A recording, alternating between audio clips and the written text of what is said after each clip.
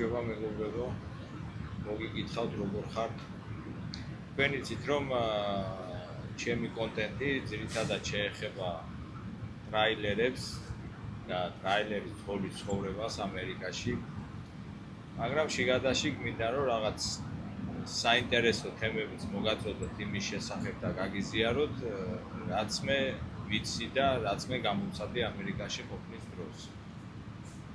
ერთ-ერთი ასეთი თემაა საკრედიტო ისტორია ამერიკაში და რა მნიშვნელობა აქვს საკრედიტო ისტორიას ჩვენთვის. ეხლა ვიდრე ამ თემაზე გადავიდოდე, მანამდე მინდა გითხრათ ისევ დაუბრუნდები ფლორიდის თემას, რამოდენიმე დღის წინ ვიყავი ფლორიდაში. იცით ალბათ, ჩავწერი ამის შესახებ ვიდეო, თუ რა მდგომარეობაა იქ. კვირას ვიყავი და ისეთი არაფერი არ ხდებოდა, გადავიღე კიდევაც ამის შესახებ. ამის შემდეგ კიდე მომიწია ორშაბათს და სამშაბათს ფლორიდაში გაჩერება. აღარ გადავიღე ამის შესახებ ვიდეო, ვინაიდან არაფერი საინტერესო არ ხდებოდა გზაზე. ვეისტეიშენების უმრავლესობა იყო დაკეტილი. ასევე გზაზე არ შემიმჩნევია, რომ ინსპექშენისთვის პოლიციას ყოლოდეს გაჩერებული ტრაილერი. ვიყავი 95 და 75 გზაზე. ორივე გზაზე მომიწია სიარულმა და არც ერთგან რამე განსხვავებული იმისგან, რაც ადრე იყო ფლორიდაში, არ შემიმჩნევია. ეს 3 დღის განმავლობაში მე რაც დავინახე ჩემი თვალით. ეხლა მანამდე რა ხდებოდა, ან ამის მერე რა მოხდება ამის შესახებ, რა თქმა უნდა, მე წინასწარ ვერაფერს ვერ გეტყვით, არ ვიცი და ვერც იმას გეტყვით, რომ ხვალ გაგხვდება თუ არ გაგხვდება ინსპექშენი ფლორიდაში, მაგრამ გიზიარეთ ჩემს აზრს იმის შესახებ, თუ მე რა დამხვდა, როცა იქ ვიყავ. ეხლა მე ვარ ლუიზიანაში, ტეხასში მივდივარ, გზაზე გავჩერდი დასასვენებლად და ვიფიქრე, რომ რაღაც აზრები თქვენთვის გამეზიარებინა და ესეთი მნიშვნელოვანი თემა, როგორიც არის საკრედიტო ისტორია, მინდა შევეხო და მოგაწოდოთ, გაგიზიაროთ ჩემი აზრი ამის შესახებ. ამერიკაში ეხლა ვინც ჩამოსულები ხართ, ახალი ჩამოსული ან რამოდენიმე წლის ჩამოსული არ აქვს მნიშვნელობა, ყველაფრის ერთიანად საჭიროა კრედიტ ისტორია. ცოტა რთულია, რომ კრედიტ ისტორიაზე ესე აწყობილად ვისაუბრო და დეტალებში ყველაფერი მოვიყვეთ, მაგრამ შევეცდები, რომ თანმიმდევრულად აგიხსნათ ის სიტუაცია, თუ რაში გვჭირდება ჩვენ კრედიტ ისტორია ამერიკაში ცხოვრების დროს. დავიწყებ იქიდან, რომ ამერიკაში უამრავი ბანკია, რომელიც თავადად საკრედიტო ბარათებს. ამ ბანკებიდან მე გამოვყოფდი ყველაზე მნიშვნელოვან ბანკებს, რომლებსაც აქვს კარგი პირობები, კარგი მომსახურება და ითვლებიან წამყვან ბანკებად ამერიკაში. ასეთები არის Chase, Bank of America, Capital One, Citi, Wells Fargo და ასე შემდეგ. ნელ-ნელა უკვე სხვადასხვა ბანკები ემატება, რა თქმა უნდა. მაგრამ აი ეს რომელიც ჩამოთვალე, ძირითადად ამ ბანკებს უკავიათ წამყვანი პოზიცია ამერიკაში, მომსახურების თვალსაზრისით. განსაკუთრებით გამოყოფდი Chase, იმიტომ რომ Chase ერთ-ერთ ყველაზე ძლიერ ბანკად ითვლება ამერიკაში და Chase-ში საკრედიტო ისტორიის გაკეთება უკვე ბევრ რაღაცაზე მეტყველებს. ანუ თქვენ საკრედიტო ისტორიაზე ყველაზე კარგად აისახება. მე ესე ყოველ შემთხვევაში. როგორ დავიწყოთ კრედიტ ისტორიის მშენებლობა? ეხლა რაშია საქმე? როდესაც ჩამოდიხართ ამერიკაში და აიწყებთ ამერიკაში ცხოვრებას და მუშაობას, თქვენ გჭირდებათ საკრედიტო ისტორია. საკრედიტო ისტორია როგორ იქნება? ეს კეთდება საბანკო საკრედიტო ბარათების მეშვეობით. ვის შეუძლია ამ ბარათების კრედიტის გახსნა ბანკებში? მინდა გითხრათ, რომ თქვენ სტატუს მნიშვნელობა არ აქვს, რა სტატუსით იმყოფებით ამერიკაში, ბანკში ანგარიშის გახსნა ყველას შეგიძლიათ. მხოლოდ ერთი გამონაკლისის გარდა, როდესაც კრედიტ კარტაზე მიდგება, კრედიტ კარტის მოთხოვნაზე მიდგება საქმე, აქ უკვე ბანკი რაღაცებს ითვალისწინებს. პირველ რიგში ჭირდება, რა თქმა უნდა, social security ნომერი, ასევე ჭირდება საბანკო ჩარიცხვები, რომ დაინახოს, რომ თქვენ მუშაობთ და მუდმივი შემოსავალი გააქვთ და ამის მიხედვით გასცემს უკვე საკრედიტო ბარათს. თუმცა თავიდან ისე არის მოწყობილი, რომ ვინაიდან თქვენ საკრედიტო ისტორია არ გაქვთ ამერიკაში ჩამოსვლის დროს,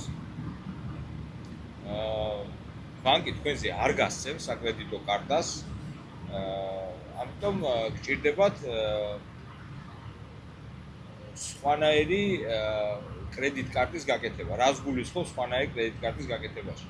ანუ არსებობს ორი სახის კრედიტ კარტა, ეს არის secured credit კარტა და unsecured credit კარტა. ანუ secured ეს ნიშნავს, როდესაც საკრედიტო ბანკის საკრედიტო ბარათზე თქვენ დებთ თქვენს თანხას და ამ ბარათს ხმარობთ როგორც კრედიტ კარტა, ბანკი აკვირდება თუ როგორ ხარჯავთ, როგორ ფარავთ შემდეგ ამ კრედიტ კარტას და გარკვეული პერიოდის მერე 3 თვე, 5 თვე, 6 თვე თუ 1 წლის მერე უკვე ბანკი თქვენს მიერ დადებულ თანხას უკან გიბრუნებთ და გაძლევთ unsecured credit კარტას, ანუ ნამდვილ კრედიტ კარტას, სადაც უკვე ბანკის თანხა არის განთავსებული. თავიდან რა თქმა უნდა შეიძლება ისეც მოხდეს, რომ არ დაგჭირდეთ secured credit კარტა და პირდაპირ მოგცეთ unsecured, ანუ ბანკმა თვითონ მოგცეს credit კარტა. ჩემ შემთხვევაში მაგალითად ასე იყო, როდესაც პირველი ანგარიში გავხსენი, ეს იყო Bank of America-ში, ბანკმა ცოტა ხანში გავხსენი დებიტ ანგარიში და ცოტა ხანში უკვე ბანკმა მომცა საკრედიტო ბარათი. საკრედიტო ბარათს თავად ბანკი, ანუ ოფერს გიკეთებთ თავად ბანკი, იმის გათვალისწინებით, როცა ხედავს, რომ თქვენ გააქვთ შემოსავლები. ანუ როდესაც ბანკში ანგარიშს ხსნით, direct დეპოზიტზე გერიცხებათ სახელფასო ჩარიცხვები გიფიქსირდებათ, ამას ბანკი უყურებს და ამის საფუძველზე უკვე ოფერს თვითონ გიკეთებს ბანკი და გეუბნება, რომ აი მე თქვენ გთავაზობთ კრედიტ კარტას.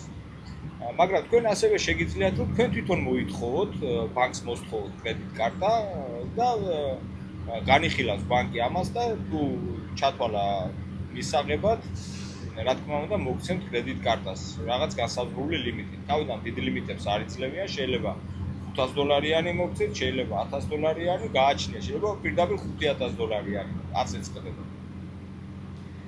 მაგრამ რა არის, იცით, მე ახლა გიზიარებ ჩემს აზრს და გამოცდილებას და ჩემს სუბიექტურ აზრს ასევე. ჩემი აზრით, ჯობია რომ თქვენ არ მოითხოვოთ კრედიტ კარტა ბანკისგან და დაელოდოთ ბანკის შემოთავაზებას. ბანკი აუცილებლად შემოთავაზებთ კრედიტ კარტას, როცა დაინახავს, რომ თქვენ გიფიქსირდებათ ჩარიცხვები, სახელფასო ჩარიცხვები. თუ მოითხოვთ კრედიტ კარტას, იცით როგორ არის, ეს შემდეგ უკვე თქვენს ისტორიაში რჩება, რომ აი თქვენ გაქვთ მოთხოვნილი და ეს რაღაც უარყოფით მინუსად განისაზღვრება, რომ აი თქვენ ითხოვთ კრედიტ კარტას. რამდენჯერაც მოითხოვთ, იმდენჯერ ფიქსირდება ეს თქვენს ისტორიაში და რამოდენიმე წლის განმავლობაში ჩანს. და სხვადასხვა ბანკები უყურებენ, რომ თქვენ გაქვთ მოთხოვნილი კრედიტ კარტები და ეს არ ითვლება მაინდამაინც კარგ ამბად, იმიტომ რომ ბანკი ამას აღიქვავს ისე, რომ თქვენ აი მაინდამაინც თანხა გჭირდებათ და ამიტომ ითხოვთ ამ კრედიტ კარტებს. ამიტომ ჯობია რომ დაელოდოთ ბანკს, როდის შემოგთავაზებთ თვითონ კრედიტ კარტას, ოფერს თვითონ როდის გაგიკეთებთ. ეხლა რა არის, იცით, პირველი კრედიტ კარტის აღების შემდეგ, ხო, თქვენ მაშინვე დაგიფიქსირდებათ, აი რო შეხვიდეთ ცოტა ხანში რო შეხვიდეთ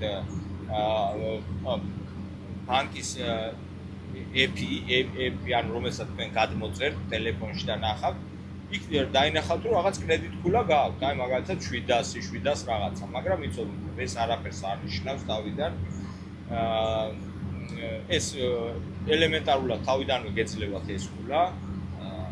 და ანუ ძირითადად უკვე ანუ ფულა, ანუ თქვენი საკრედიტო ისტორიის ასახვა იწყება პირველი საკრედიტო ბარათის გაცემიდან 6 თვის თავზე. ანუ 6 თვის შემდეგ უკვე გამოჩნდება სხვა ბანკებსაც უკვე საერთო სისტემაში დაუფიქსირდებათ, რომ თქვენ გააქვთ კრედიტ კარტა. მანამდე სხვა ბანკები ვერ ხედავენ ამას. ამიტომ თქვენ რომ აი პირველ კრედიტ კარტას აიღებთ და ორ თვეში ახლა სხვა ბანკში წახვიდეთ და მე უკვე მაქვს კრედიტ კარტა და თქვენს ვერ მოვიცემთ. ხო, ის ბანკი ვერ ხედავს თქვენ საბანკო ისტორიას, თქვენ საკრედიტო ისტორიას და შესაბამისად კრედიტ კარტასაც დიდი ალბათობით არ მოგცემთ. ამიტომ ჯობია რომ დაელოდოთ ის 6 თვე, 6 თვის თავზე თქვენი უკვე აისახება თქვენი საკრედიტო ისტორია და დაიწყებს უკვე მუშაობას. ერთი მნიშვნელოვანი რამ გაითვალისწინეთ.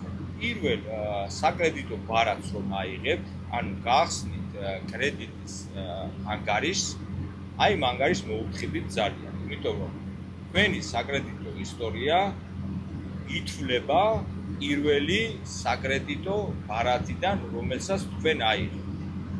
ანუ რამდენი წელიც არ უნდა გავიდეს, ითვლება იქიდან, როცა თქვენ აიღეთ პირველი საკრედიტო ბარათი. ხოლო თუ გააუქმებთ ამ ანგარიშს და კრედიტ კარტას უკან დაუბრუნებთ ბანკს, ეს ისტორიის ჩანაწერი იშლება და უკვე მომდევნო ბარათის აღებიდან ითვლება თქვენი საკრედიტო ისტორია. ამიტომ რომ არ დაკარგოთ რაღაც გარკვეული პერიოდი, ძალიან მნიშვნელოვანია ის პირველი საკრედიტო ანგარიში შეინარჩუნოთ ის საკრედიტო ბარათი, რომელსაც პირველად აიღებთ, ყოველთვის გქონდეთ.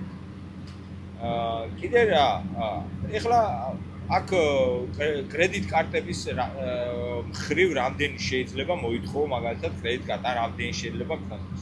ეს თქვენზეა დამოკიდებული.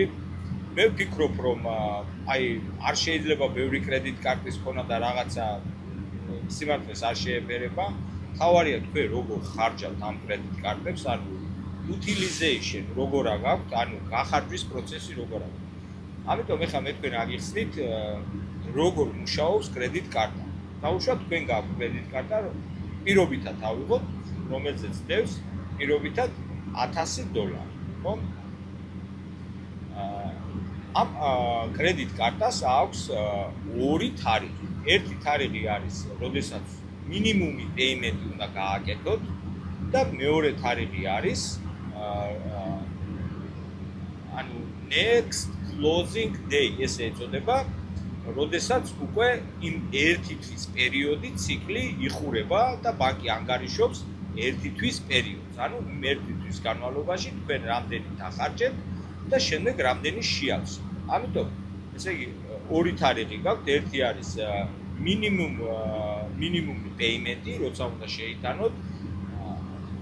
აპში ესე ჩანს, რომ next payment due, ანუ დავალიანება გადახდა და next closing day.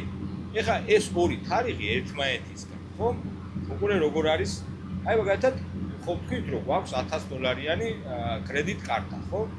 ავიღე მაგალითად ეს $1000-იანი კრედიტ კარტა და შემდეგ ვნახე, რომ მე მინიმუმი პეიმენტი, ანუ რასაც დავხარჯავ, იმის მინიმუმი პეიმენტი გადასახდელი მაქვს სიტყვაზე მიმდინარე წლის 20 რიცხვში. ეს თარიღი როცა დადგინდება სიტყვაზე 20, ყოველთვის გექნებათ ყოველი თვის 20-ში გადასახდელი. აი ამ 20 რიცხვისთვის თქვენ უკვე უნდა შეიტანოთ თანხა, არ უნდა გადააცილოთ 20 რიცხვს. ის თანხა რა თანხასაც დახარჯათ. ან მინიმუმში რა ითვლება? ანუ ბანკი გეუბნება, რომ აი მაგალითად პირობითად მე $1000-დან დავხარჯე $500, ხო? $500, მაგრამ მე მინიმუმ გადასახადს ბანკი მიწესებს სადღაც ერთი $25. რომ მეუბნება, რომ აი $25 მინიმუმი გადასახადი შემოიტანო. თუმცა მე შემიძლია, რა თქმა უნდა და ჯობია, ყოველთვის 100% ჯობია, რომ რასაც დავხარჯავ, ის შევიტანო გადახდის დროს. ამასაც აგიხსნით ახლა რა მნიშვნელობა. როდესაც გადახდის დროს, აი მე მაგალითად $1000-დან დახარჯული მაქვს $500, გადახდის დრო მოვიდა 20 რიცხვში, შევიტან ამ $500 და შევავსებ ბარათს მთლიანად, ხო? შემდეგ მოდის უკვე მეორე თარიღი. ეს არის next closing day. ანუ როდესაც უკვე უნდა დახურონ ეს ერთთვიანი პერიოდი. ეს next closing day, ანუ minimum payment days-გან სადღაც აი 4-5 რიცხვის დაშორებით მოდის. ეხლა ერთი მნიშვნელოვანი რამ დაიმახსოვრეთ. მაგალითად, თუ 20-ში გაქვს შესატანი, next closing day სადღაც პირობითად მოდის 25 დღეში, ანუ 25 რიცხვში, ანუ 20-ში შეგვაქვს თანხა, 25-ში უნდა დაიხუროს ამ თვის პერიოდი. აი ის 20-დან 25-მდე რაც არის, ეს არის ძალიან მნიშვნელოვანი პერიოდი და დაიმახსოვრეთ რატომ. იმიტომ რომ თქვენ არ იფიქროთ რომ 20 რიცხვში რახან შეიტანეთ თქვენ თანხა და ბანკმა დააფიქსირა რომ თანხა შეიტანეთ და შეივსო ბარათი, ხო, იმავე დღეს ან მეორე დღეს ან მესამე დღეს შეგიძლიათ გამოიტანოთ. თუ გამოიტანთ ან დახარჯავთ თანხას, გარკვეულ თანხას, აი დახურვის თარიღის დროს დაფიქსირდება ის თანხა, რაც იმ დროს დევს ანგარიშს. ასე რომ დახურვის დღეს სანამ არ დასრულდება, ანუ 25 რიცხვს უნდა დაელოდოთ და უკვე რომ დასრულდება დახურვის დღე 26 რიცხვიდან უკვე შეგიძლიათ ბარათის გამოყენება. თუ გინდათ რომ დაფიქსირდეს რომ თანხა სრულად გაქვთ შევსებული. საერთოდ ამერიკაში ერთი კარგი პირობა აქვს ბანკებს, ასე ვთქვათ, მომსახურების სფეროში. საკრედიტო ბარათები გაიცემა უპროცენტოდ დაახლოებით წელიწად-ნახევრის განმავლობაში. ანუ წელიწად-ნახევრის განმავლობაში საკრედიტო ბარათზე თქვენ რაც თანხას ხარჯავთ და თუ სიტყვაზე ამ თანხას ბოლომდე არ ავსებთ, მასზე არ გერიცხებათ პროცენტი. აი როგორც ახლა საქართველოშია მაგალითად რომელიმე ბანკი, მაგალითად TBC გეუბნება რომ 55 დღიანი საშეღავათო პერიოდი, ხო?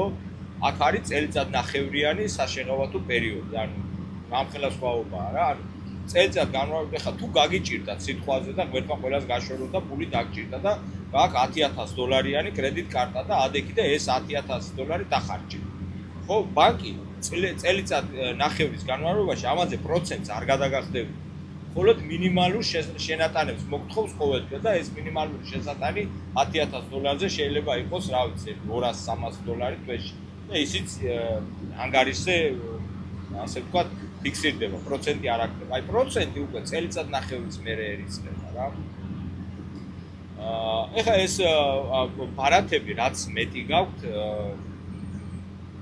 საბანკო ისტორიისთვის არის ძალიან კარგი.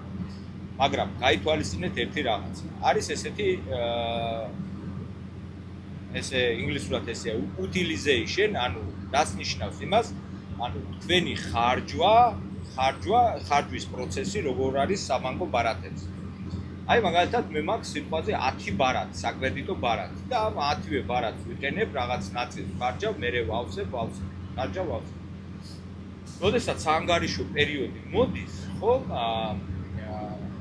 იმ პერიოდისთვის რა გახარჯვაც გაქვს საერთოდ მთლიან ჯამში ამ ბარათებზე საბანკო სისტემაში ისახება ეს როგორც utilization. ანუ თქვენ რამდენი დახარჯეთ $10,000-დან. შეიძლება $10,000-დან გაქვთ დახარჯული $3,000, ხო? ანუ თქვენ გაქვთ ხარჯვა $3,000. მინუსში ხართ, ასე ვთქვათ, შესავსებიდან. ამას ბანკი უხურებს. ეხლა რა ითვლება ყველაზე კარგ ასე ვთქვათ ბანკისთვის პირობად რომ თქვენ ხართ კარგი გადამხდელი. ანუ რამდენი შეიძლება დახარჯოთ და რამდენი შეიძლება შევსების დროს გქონდეთ ბარათს. დახარჯვით რამდენიც გინდა იმდენი დახარჯეთ, გინდათ მთლიანად რაც ბარათებზე თანხა გაქვთ დახარჯეთ, მაგრამ დახურვის დროს, ანუ თვის დახურვის დროს თქვენ ბარათებზე რომ ჩაითვალოთ კარგ გადამხდელად, თქვენი utilization, ანუ ეს ხარჯვის ნაწილი არ უნდა ცდებოდეს 25%-ს, ასე ვთქვათ. ანუ ხურეთ თუ გაქვთ საერთო ჯამში საბანკო ბარათებზე მაგალითად $10,000, თქვენ აი ერთი თვე რომ უკვე იხურება 25%-ზე მეტი მინუსი არ უნდა გქონდეთ. ანუ $2,500-ზე მეტი არ უნდა გქონდეთ ესე იგი დარჩენილი მინუსი. რომ ბანკმა ჩათვალოს რომ თქვენ ხართ კარგი გადამხდელი. თუ უკვე მეტი გაქვთ არა, ანუ 30%-ზე მეტი გაქვთ 40-50%, შემდეგ შესაბამისად თქვენი საკრედიტო ფულაც აკლდება. ეხლა ამ საკრედიტო ფულებზე გეტყვით კიდე ორი სიტყვი. ანუ კარგ საკრედიტო ფულად ითვლება რა? ანუ სადღაც 700 ფულიდან ზემოთ. და მაქსიმუმი არის 850 ქულა. 700-ზე ქვემოთ უკვე ანუ აი საშუალოდ ითვლება. 600-დან 650-დან 700-მდე ეს არის საშუალო და 700-ზე ზემოთ უკვე 700-დან 750-მდე უკვე კარგად 780-მდე უკვე კარგულად ითვლება და 780-ს მერე უკვე ეს არის საუკეთესო. და ეს საუკეთესო ქულა რომ გქონდეთ, ხო, ეს ამისთვის არის საჭირო რომ აი ეს ხარჯვითი ნაწილი გქონდეთ შემცირებული ბანკებში. ეხლა საკრედიტო ბარათი რისთვის მინდა მაშინ თუ ის ფული არ გამოვიყენე, ხო, ანუ რისთვის გინდა და გეტყვით ეხლა. ანუ ხო გაქვთ აუცილებელი პეიმენტები, მაგალითად მანქანის დაზღვევა, მაგალითად ბინის გადასახადი, მაგალითად ბილები, ტელეფონის გადასახადი, საჭმელი, ხო, ტანსაცმელი, 1000 რაღაცა გაქვთ. ანუ ისეთი რაღაცა, რაშიც საკრედიტო ბარათის გარეშეც იწევთ თქვენი დებით ანგარიშიდან გადახდა, ხო? ხო და შეგიძლიათ რომ ეს გადაიხადოთ საკრედიტო ბარათით და შემდეგ ეს აუცილებელი გადასახადები და თვის ბოლოს უკვე დაფაროთ. ამით თქვენ რა გემატებათ? ამით რა თქმა უნდა გერიცხებათ კეშბეკები და მინდა გითხრათ ძალიან კარგი კეშბეკები აქვს. ეს უკვე თქვენზეა დამოკიდებული, სად უფრო მეტ ფულს ხარჯავთ, მაგალითად მოგზაურობაში, საწვავში, შოპინგზე, იმის მიხედვით არის კრედიტ კარტები და რომელს უფრო მეტი კეშბეკი აქვს, თქვენ უნდა არჩიოთ ის. შესაბამისად, შეიძლება ესე იგი ხარჯვით ნაწილში იმდენი ფული დახარჯოთ და შემდეგ დააბრუნოთ უკან, რომ კეშბეკმა რამდენიმე $100 მოგიწიოთ თვეში და ცუდი არ არის და პლუს ამას იკეთებთ საკრედიტო ისტორიას, რომელიც საერთო მნიშვნელობის არის თქვენთვის ამერიკაში ცხოვრების დროს. ეხლა საკრედიტო ისტორიას რა მნიშვნელობა აქვს, ამასაც ორი სიტყვით მოგახსენებ. ანუ თუ რამე გინდა ამერიკაში რომ ესე იგი შეიძინო სიტყვაზე ისეთი შენაძენები როგორიც არის მაგალითად აი მინიმუმიდან დავიწყებ, ხო, ტელეფონი. თუ საკრედიტო ისტორია არ აქვს, ტელეფონსაც კი არ მოგცემენ ფაინანს განვადება. ან ლეპტოპს სიტყვაზე. ხო, მაგრამ თუ გაქვს საკრედიტო ისტორია, შეგიძლიათ საკუთარ ცხოვრებულ ნივთები, ტელეფონი, სიტყვაზე კომპიუტერები, სხვადასხვა საკუთარ ცხოვრებულ ნივთები 0%-იანი განვადებით გამოიტანოთ და ისარგებლოთ იმით, რომ ამას გადაგინაწილებთ წლის განმავლობაში და აი ესე მინიმალური პეიმენტებით ისე დაფარავთ, რომ საერთოდ ვერ გაიგეთ. ეხლა საკრედიტო ისტორია უნდა დაიწყოთ ზუსტად ამ პატარა შენაძენებით, ხო? ანუ გააკეთეთ პატარა შენაძენებს და მერე უკვე ნელ-ნელა გადადიხართ მსხვილ შენაძენებზე. მსხვილ შენაძენებში რა ითქვა? მანქანა. ანუ მანქანა არის პირველი მსხვილი შენაძენი, რომელსაც შენ საკრედიტო ისტორიაში განახორციელებ. მე მაგალითად ჩემს მაგალითზე მოგიხვევებით, პირველი მანქანა როცა ვიყიდე, ეს იყო 2018 წელი, 2018 წლის აგვისტო, Uber-ზე მუშაობდი ნაქირავები მანქანით და გადავწყვიტე რომ მეყიდა ჩემი საკუთარი მანქანა, მივედი Toyota სადილეროში, შევარჩიე კარგი მანქანა, ახალი მანქანა, Toyota Sienna, ჩაყენებული ქონდა ვილჩიარი, გამზადებული Uber-ისთვის სამუშაოდ და გადავწყვიტე მისი ყიდვა. მანქანის ღირებულება იყო $63,000, ქონდა კარგი ახალი დაწყებული საკრედიტო ისტორია, ის 6 თვე გასული იყო, მაგრამ ეს ხო ისტორია არ არის. ანუ ისტორიათ არ ჩამითვალა ბანკმა, მითხრა რომ კარგი ბიჭი ხარ, ყველაფერი ხედავთ რომ საკრედიტო ისტორია ახალი დაწყებული გაქვს, მაგრამ ვერ გენდობთ და მომთხოვეს კონსაინერი. კონსაინერი ეს არის თავდები. ანუ პირველი მანქანის შეძენის დროს ყოველთვის აუცილებლად იცოდეთ რომ დაგჭირდებათ კონსაინერი. როგორი კარგი ფულაც არ უნდა გქონდეთ. ნუ უყურეთ თავიდან რომ შეიძლება 800-ზე აგივიდეთ ფულა, ეს არაფერს არ ნიშნავს, სანამ არ გავა წლები. ანუ წლები ჭირდება იმას, რომ ბანკმა დაიწყოს თქვენს მიმართ დობის გამოხატვა. აი პირველ მანქანას როცა იყიდით, ხო, კონსაინერი, რომელსაც თავდებს, რომელსაც თქვენ ჩაიყენებთ, ეს თავდები უკვე გარანტია იმის, რომ თუ თქვენ არ გადაიხდით პეიმენტებს, იცით ალბათ ამის შესახებ, რომ შემდეგ ბანკი მოთხოვს ამ თავდებს ამ თანხის გადახდას. აი მანქანის ყიდვის დროს კიდევ ერთი რჩევა შემიძლია მოგცეთ, რომ არ ეცადოთ, რომ რაც შეიძლება მალე დაფაროთ ის სესხი, რომელიც მანქანის გამოყვანის დროს აიღეს. და რატომ? თუ იმ მანქანის ყიდვის დროს აი მაგათად აიღეთ 3 წლიანი სესხი ხო და ადექით და 1 წელიწადში დაფარეთ. ან 5 წლიანი აიღეთ და 2 წელიწადში დაფარეთ. მე მაგათად ამას არ გიჩვენებ და რატო არ გიჩვენებ? იმიტომ რომ ბანკი მუშაობს იმაზე რომ რაღაცა პროცენტი აიღოს, ხო? მაგრამ თუ თქვენ მანქანას ვადაზე ადრე დაფარავთ, ბანკი ამას აღიქვავს ისე რომ თქვენ ესე იგი კი ხართ კარგი გადახდელი და ყველაფერი, მაგრამ ისტორია ვერ შექმნით. ანუ ის ისტორია ვერ შექმნით ბოლომდე, რომელიც მანქანის ესე იგი ყიდვის დროს აიღეთ ვალდებულება.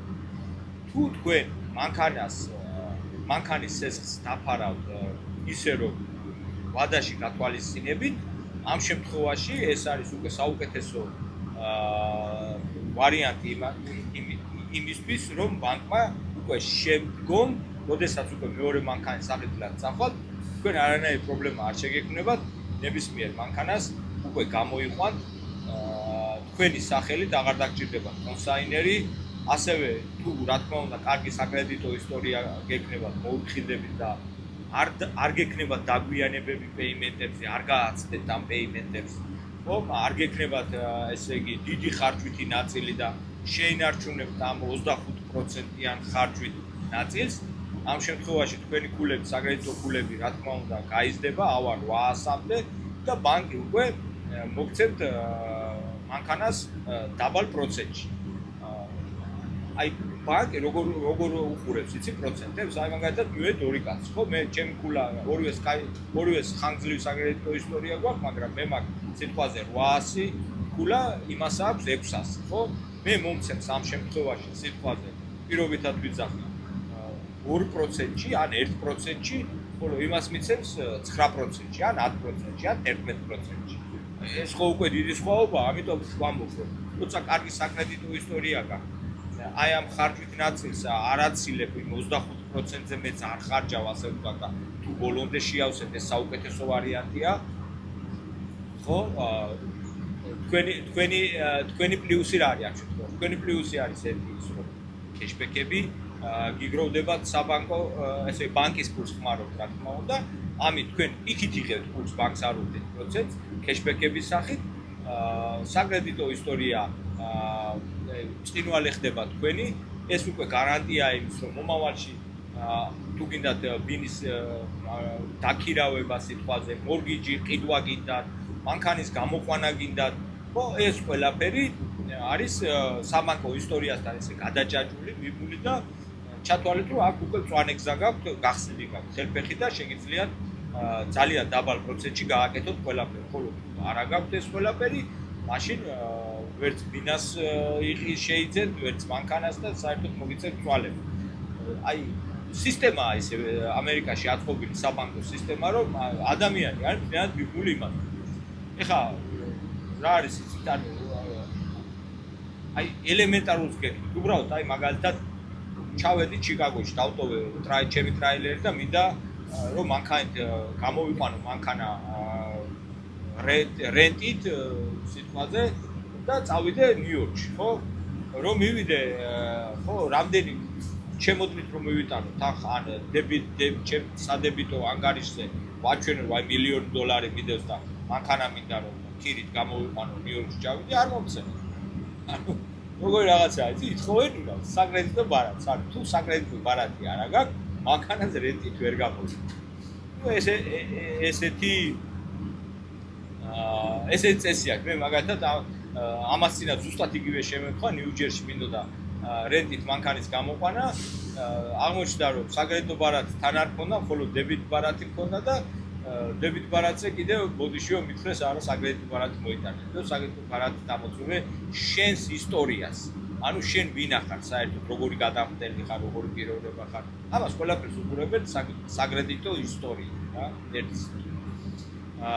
ეხა ბარათებთან დაკავშირებით კიდე ერთი რაღაც მინდა ვთქვა, ანუ ბევრი მეც მქონდა სხვათა შორის ეს პრობლემა, რომ თავიდან ესე იგი საერთოდ ვერ ვერკვეოდი როგორ უნდა გამომეყენებინა ეს ბარათები, რო დავხარჯავდი სიტყვაზე ერთ კვირაში იმ თანხას მთლიანად ვავსებდი, მეგონა რომ აი რახან ერთ კვირაში ეს მე შევავსებ, всё მორჩა ამით.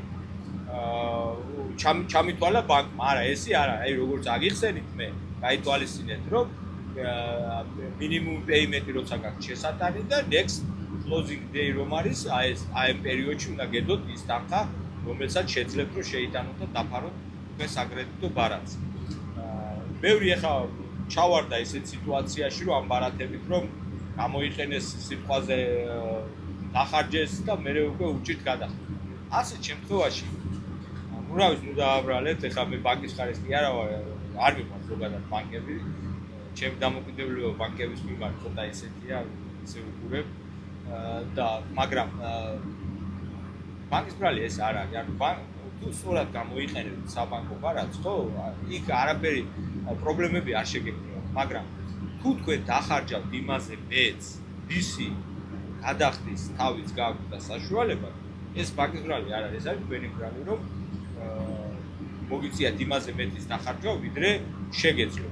ასე რომ გაითვალისწინეთ ეს ყველაფერი და არ ვიცი, მე ვფიქრობ, რომ ალბათ ვინც იცის ამის შესახებ დამეთანხმება და ვინც არ იცის, დღეს თუ არ გაითვალისწინებს ამას, მომავალში ალბათ აუცილებლად დადგება მის წინაშე, რომ აი ეს ბანკის საკრედიტო ისტორიასთან დაკავშირებით მიხვდება, რომ რამხელა საჭიროებას წარმოადგენს. განსაკუთრებით მინდა რომ იმ ადამიანებს, იმ ახალგაზრდებს უთხრა, რომლებიც ჩამოდიან, რა თქმა უნდა, ამერიკაში ზოგი სასწავლებლად, გრინ კარტა მოიგოს საცხოვრებლად და ეხლა იწყებენ ამერიკაში ცხოვრებას.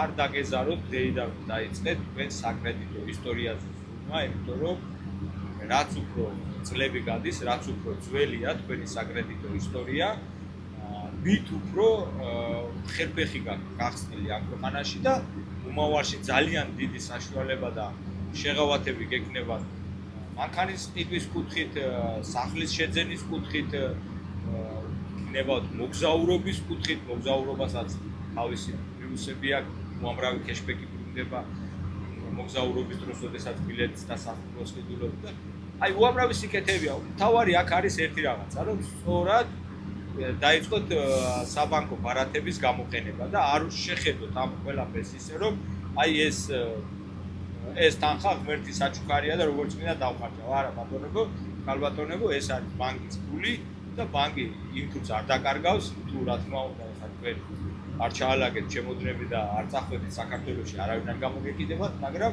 აქ თუ გინდათ ცხოვრება და აქ თუ გინდათ რაღაც თქვენი ისტორია შექმნათ, ამისთვის აუცილებელია საკრედიტო ისტორიის შექმნა და ყველას გისურვებთ, რომ კარგი და ბრწყინვალე საკრედიტო ისტორია გქონდეთ, რომ გაიოლოთ და გაიუმჯობესოთ ცხოვრება მომავალში. მადლობა, რომ უყურეთ ჩემ არხს და თხოვნა იქნება თუ გქონდეთ ჩემი კონტაქტი, რა თქმა უნდა, კონტენტი შეგიძლიათ გამოიწეროთ არხი, ასევე გათამაშების ვიდეოს არხზე, თუ გაქვთ სურვილი მიიღეთ მონაწილეობა, უბრალოდ უნდა გამოიწეროთ და კომენტარი უნდა დატოვოთ. 26 სექტემბერს გავათამაშებ iPhone-ის კურსასმენებს iPad Pro 2, ესე ქვია, კარგი კურსასმენებია და რომელიმე მონაწილე, რა თქმა უნდა, მოიგებს და მიიღებს კიდევაც. მადლობთ, რომ დროებით.